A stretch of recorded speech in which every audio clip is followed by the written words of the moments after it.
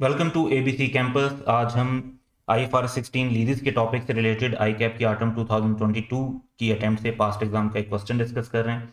तो क्वेश्चन का टाइटल है नोना गॉन लीजिंग और ये 9 मार्क्स का क्वेश्चन है। तो इस क्वेश्चन की इंफॉर्मेशन ये है कि on 1 July 2021 Nonagon leasing leased a machine to Decagon limited. Details are as follows.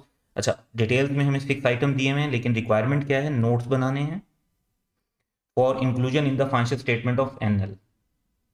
NL जो है वो हमें यहाँ से पता है कि एक लेसर है, क्योंकि उन्होंने लीज पर मशीन दी है। फॉर द ईयर एंडेड 30 जून 2022, यानी जब लीज शुरू हुई है तो उसके एग्जैक्ट एक साल बाद। तो पहला पॉइंट ये है कि the non cancellable lease term is 5 years, during which annual instalment of ₹6 million is payable by DL in arrears, यानी ईयर एंड पर पेमेंट होगी। सेकंड है कि DL has an option to extend the lease term by 1 year by paying ₹4 million at start of the 6th year। अच्छा, ये start of the 6th year जो है ये इक्वल होगा एंड ऑफ 5th year के present value लेने के लिए। It is reasonably certain that DL will exercise this option, तो फिर हम इसको कंसीडर भी करेंगे। NL estimate that residual value of machine at the end of lease term to be ₹10 million, of which DL has guaranteed 8 million.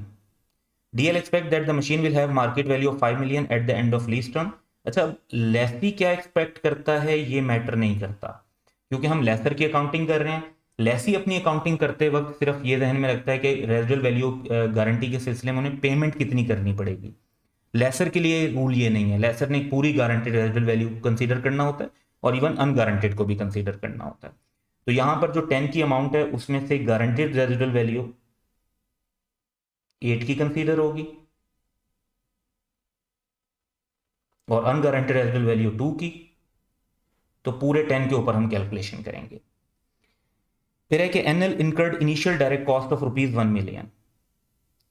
अच्छा, जब हम present value ले लेते हैं लीज पेमेंट्स की और उसकी बेसिस पर कैलकुलेशन कर रहे होते हैं, तो इनिशियल डायरेक्ट कॉस्ट ऑलरेडी हमारी कैलकुलेशन में इन्वॉल्व हो रही होती है, हमें उसको फर्दर ऐड करने की ज़रूरत नहीं होती। इसलिए ज़रूरत नहीं होती कि जो interest rate implicit in the lease है उसकी डेफिनेशन ही ये है कि ये वो रेट होता है जो लीज पेमेंट्स की प्रेजेंट वैल्यू को fair value plus initial direct cost के इक्वल कर देता है। तो एसेट और इनिशियल डायरेक्ट कॉस्ट दोनों मिलाकर जो present value of lease payment होती है वो इन दोनों को मिलाकर ही वैल्यू आ रही होती है, तो अलग से इसको ऐड करने की जरूरत नहीं होती। फिर है fifth point, the rate of interest implicit in the lease 11% है। इसको हम कैलकुलेशन में प्रेजेंट वैल्यू के लिए यूज करेंगे। यूजफुल लाइफ ऑफ मशीन जो है वो 8 years है। अच्छा, इसका एज सच कोई इंपैक्ट नहीं है, क्योंकि हम जो लीज टर्म लेंगे वो 6 years की कंसीडर करेंगे। 5 years ओरिजिनल और जो 6th year एक्सटेंड होने का रीजनेबली सर्टन चांस है, तो इसकी बेसिस पर हम अपनी कैलकुलेशन को लेकर चलेंगे। तो हमें क्योंकि नोट बनाना है, हम पहले कुछ कैलकुलेशंस कर लेते हैं सिंपल सी, और उस कैलकुलेशंस करने के बाद हम जो है वो नोट बनाने की तरफ चलते हैं। तो क्वेश्चन अपने सामने रखते हैं। सबसे पहले हमें present value of lease payment निकालनी है, ताकि हम देखें जी इनिशियल जब हम फर्स्ट टाइम रिकॉर्ड करेंगे तो हमें नेट इन्वेस्टमेंट लीज कितने की रिकॉर्ड करनी है। तो पहले तो हमारे 5 रेंटल्स हैं 6 million ईच के और एरियर्स में हैं, तो इस पर तो हम नॉर्मल एन्यूटी का फार्मूला लगा लेंगे। रेंटल 1 to 5 6 million के और 5 years का 11% के हिसाब से हमने प्रेजेंट वैल्यू निकाली 22.18। फिर जो 6 पेमेंट है वो 4 million की है, रीजनेबली सर्टन है इसलिए इसको कंसीडर कर लेंगे। और ये 6th year के स्टार्ट में है। स्टार्ट ऑफ 6th year का मतलब है एंड ऑफ 5th year, तो कैलकुलेशन के लिए हम 1.11 11% क्योंकि रेट है, रेस टू पार -5 ले लेंगे, क्योंकि 5th year का एंड और 6th year का स्टार्ट एक ही पॉइंट कंसीडर होगा। तो 1 year का जो रिन्यूअल है वो आ जाएगा हमारा, उसकी प्रेजेंट वैल्यू 2.37। इसके बाद गारंटीड रेजिडुअल वैल्यू इन्होंने बताया हुआ है कि जी गारंटीड रेजिडुअल वैल्यू जो है वो 8 की है। ये ईयर 6 के एंड पर ऑब्वियसली हमें एसेट वापस मिल रहा होगा, तो इसमें 6 ईयर्स को ही बेस बनाएंगे। और फिर टोटल रेजिडुअल वैल्यू 10 की है। 10 में से 8 की गारंटी है, 2 की गारंटी नहीं है, तो अनगारंटेड अमाउंट जो है वो बनी 2 की। ये भी ईयर 6 के एंड पर मिल रहे होंगे, तो यहां से हमारे पास टोटल जो प्रेजेंट वैल्यू आ जाएगी लीज पेमेंट्स जो रिसीव होनी है वो 29.90 आ जाएगी। अब अगर हम लीज का शेड्यूल बनाएं तो टिपिकल जो हम एरियर्स में शेड्यूल बनाते हैं वही बनाएंगे, और इसमें ये 2.990 इसी स्टार्टिंग फिगर से हम स्टार्ट करेंगे। 11% के हिसाब से इंटरेस्ट, पेमेंट 6 की, क्लोजिंग बैलेंस 27.18 आ जाएगा। तो हमारी जो लाइबिलिटी है, जो क्वेश्चन में रिक्वायरमेंट है 30 जून 2022 की, वो तो कैलकुलेट हो जाती है सिंपली। अच्छा, ये कैलकुलेशन करने के बाद लेकिन हमें एक साल आगे की और मिनिमम कैलकुलेशन करनी चाहिए ताकि हम नॉन करंट एसेट और करंट एसेट को डिस्टिंग्विश कर सकें। तो नेक्स्ट ईयर में ये ओपनिंग बैलेंस बनाएंगे, इस पर 11% इंटरेस्ट 2.99 बना, 6 की पेमेंट के बाद 24.17। अगर आप सिर्फ यहीं तक भी वर्किंग बना लें तो इनफ है, लेकिन जस्ट आप लोगों को एक आइडिया देने के लिए कि अगर कंप्लीट शेड्यूल बनाते तो वो कैसा बनता, हम इससे आगे भी जा रहे हैं। वरना यहां तक भी अगर शेड्यूल बनाया हुआ होगा तो इसकी बेस पर हमारा पूरा नोट इजीली बन सकता है, और हम बनाएंगे भी इसी की बेसिस पर, लेकिन एडिशनल चीजें प्रूव करना आसान हो जाएगा हमारे लिए। तो नेक्स्ट पेमेंट भी अगर हम रिकॉर्ड करते हैं तो एक साल और सिंपल सिमिलर वे में आप कैलकुलेशन कर लेंगे। 11% इंटरेस्ट ऐड करेंगे, 6 की पेमेंट होगी 2024 में, फिर इसी तरह 2025 में, और फिर 2026 में।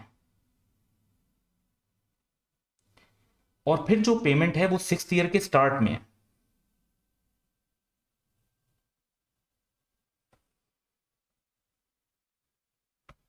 यानी 1 जुलाई 2026 को। इसमें कोई भी इंटरेस्ट नहीं होगा क्योंकि ये तो सिर्फ जस्ट 1 डे का गैप है। इसके बाद हम जो ईयर एंड होगा 30 जून 2027, उस टाइम हम कहेंगे कि जी हमें जो भी रेजिडल वैल्यू है गारंटेड प्लस अनगारंटेड दोनों मिलाकर, ये जो 10 की अमाउंट है इसमें गारंटेड और अनगारंटेड दोनों शामिल है, यानी 8+2। तो अल्टीमेटली देख लें हमारे पास जीरो ही बच रहा है, जो कि proper interest rate implicit in the lease पर कैलकुलेशन करें तो इन द एंड जीरो आना ही चाहिए। इसके बाद अब हम डिस्क्लोजर नोट बनाने की तरफ चलते हैं।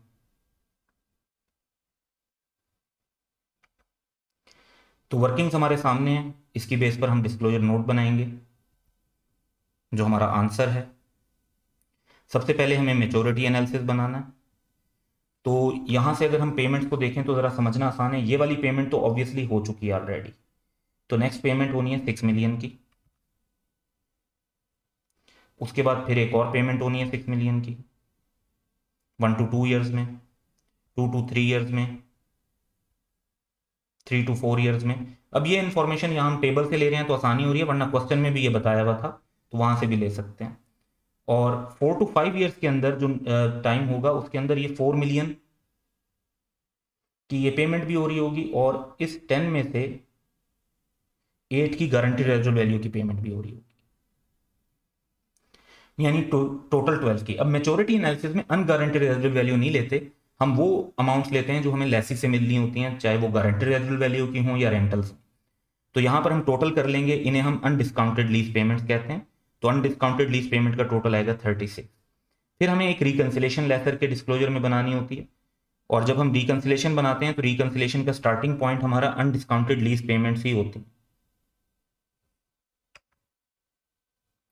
इसमें अब हम अनगारंटेड रेजिडुअल वैल्यू ऑफ 2 भी ऐड करेंगे ताकि प्रॉपर रिकंसिलेशन बन सके। तो टोटल 10 में से 8 गारंटेड है तो 2 अनगारंटेड हो गई।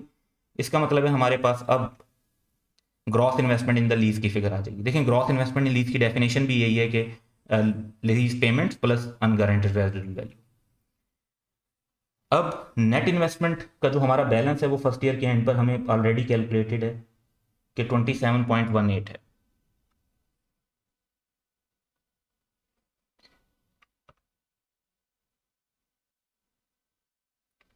और ग्रॉस इन्वेस्टमेंट और नेट इन्वेस्टमेंट का फर्क क्या होता है, वो बड़ा क्लियरली अनअर्न्ड फाइनेंस इनकम होती है, तो जिसको हम बैलेंसिंग फिगर के तौर पे कैलकुलेट कर सकते हैं। अल्टरनेटिवली आपने कैलकुलेट करना हो तो फ्यूचर पीरियड का जो इंटरेस्ट है इससे भी कैलकुलेट हो सकता है। इन सबको टोटल करें ये भी 10.82 बनता है, लेकिन पूरा शेड्यूल बनाने की जरूरत नहीं। अगर आपने 2 पॉइंट्स तक भी शेड्यूल बनाया होगा, 2 ईयर्स तक भी, नेक्स्ट 1 ईयर तक जो ईयर एंड है उससे, तो भी वो इनफ होगा।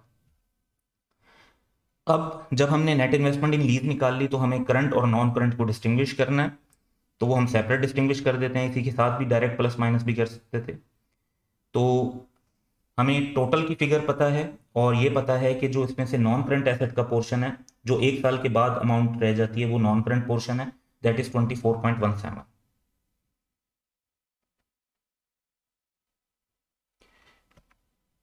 टोटल 27.18 ये पता है।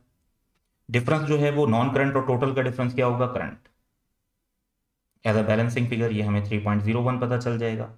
और वैसे अगर आप देखें तो जो 6 की नेक्स्ट पेमेंट होगी उसमें से ये 2.99 का इंटरेस्ट माइनस कर दें तो ये भी रिमेनिंग 3.01 बचता है। तो डिफरेंट वेज में कैलकुलेशन की जा सकती हैं, लेकिन स्ट्रेट फॉरवर्ड शेड्यूल आपके पास बना हुआ हो तो कैलकुलेशंस को रिलेट करना ज़्यादा आसान हो जाता है। And that's all for today. Have a good day.